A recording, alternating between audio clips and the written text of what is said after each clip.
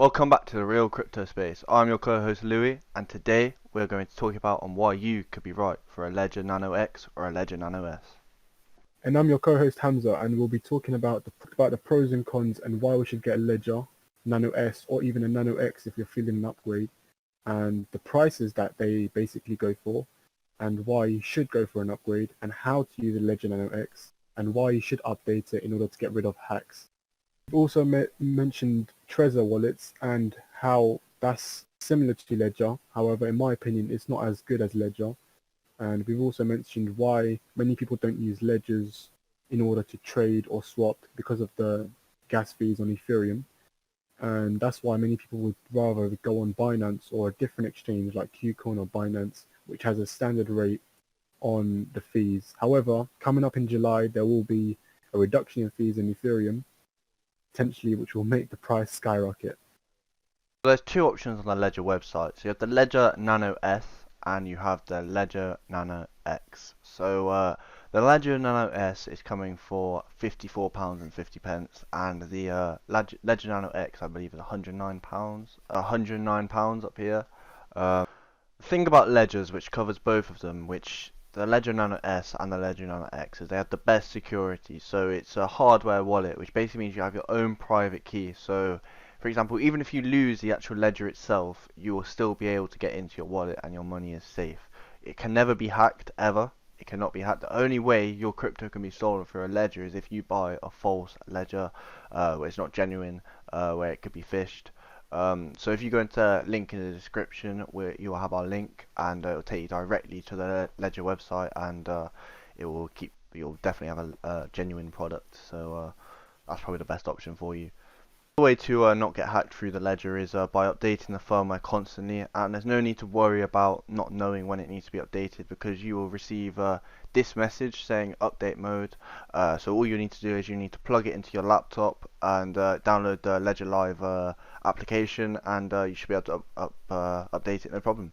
So one of the main key differences between the Ledger Nano S and the Ledger Nano X is with the Ledger Nano S, there's a lot less storage, meaning you have less applications. So per application, so for example, you'll need an application for Bitcoin, you'll need an application for Ethereum, and anything on the Ethereum network, it will go underneath Ethereum, the application, but you'll still need to download that application for that altcoin that you're trying to install. It's self-explanatory, you'll be able to see it within the app.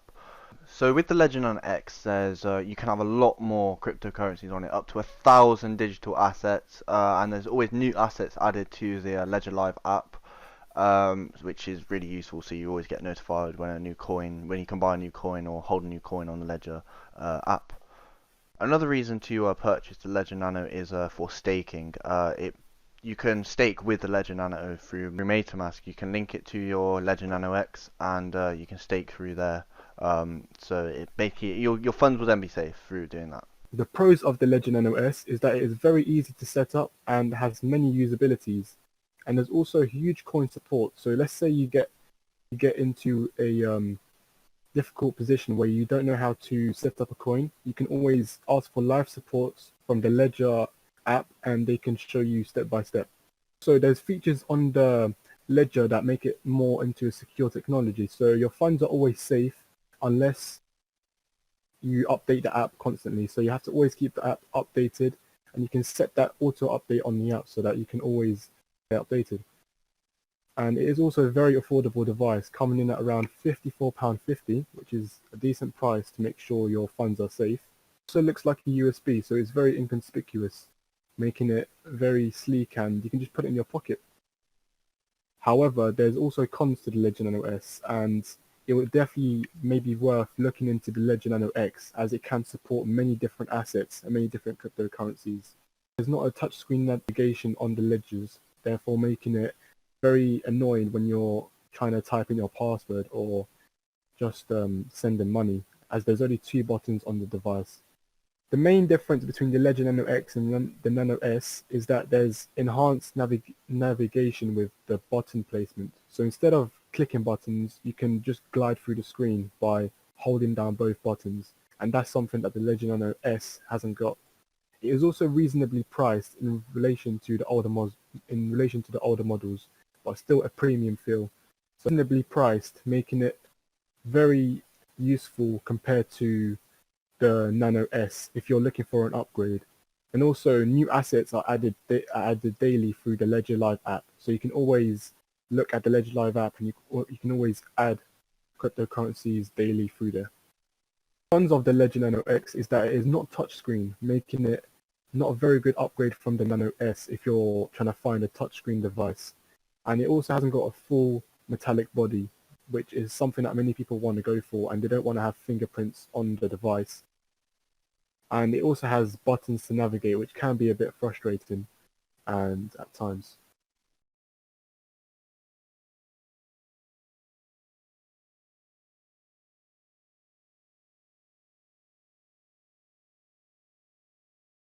So one of the main reasons I personally am not holding anything on my Ledger Nano X apart from Bitcoin and Ethereum, and not even Ethereum anymore actually, because I'm staking my Ethereum. So all I'm actually holding in my Ledger is Bitcoin.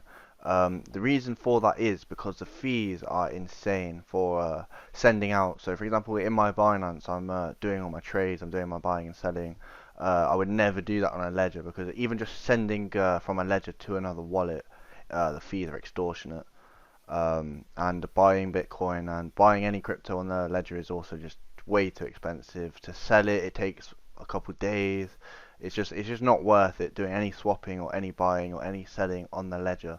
It's just worth it if you're a long-term holder. So, for example, if you're holding a lot of Bitcoin, you want to use a ledger because you know your funds are safe and you can look at it anytime you want. You can also use a Uniswap, where it's like a ledger, but you can change the fees on it. You can edit the gas fees for when you're sending Ethereum, for example. Hmm. And there's a wallet called MetaMask where you can store all of your coins on there. It's like a ledger. It's a Google Chrome extension, and you can use that for staking as well.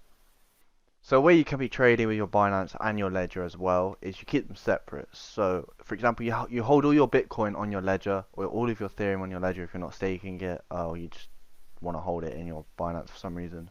So you keep it in your ledger, and then you can have, for example, you want to have a whole Bitcoin in your ledger. You're storing a Bitcoin on your ledger. That's for your long-term hold. And then you have one Ethereum on your Binance, and you're using that to trade altcoins. You would think you keep that on your Binance and never let it touch your ledger, so you would always be able to do your trades on Binance instead of doing it through your ledger. There's a similar wallet to Ledger, and it's called a Trezor wallet, and it's basically the same as Ledger. However, it's more like a wallet that you just keep at home, not something that you can take around with you. However, Ledger can be fitted in your pocket and can be taken anywhere. But while the Trezor, you need to keep it in one place, and it is very bulky, and it is something that many people use just to keep at home and not really move it anywhere else. Another thing about the Trezor is that you can't be doing any swaps between your crypto. You can literally just receive, send on your Trezor wallet. That is literally it. Whereas on your ledger you can do all of that. So that's the difference between those two. A Trezor is also more expensive than a Ledger, making a Ledger more frequently bought more than a Trezor. And it only makes sense that more people are going to be buying more Ledgers than Trezors. Hey guys, this is actually the end of the video now. I've just realised when editing the video that me and Hamza have forgotten to record an outro, so here we are now recording the outro. So I just wanted to say thank you for thank you for subscribing, those who have subscribed to the channel. We have lots of content to come of crypto for beginners, basically. That's what this playlist is for.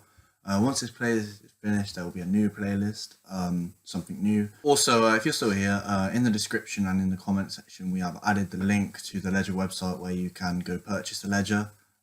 This video is so you can make your own mind up on the Ledger, so you know if you want to purchase it or not.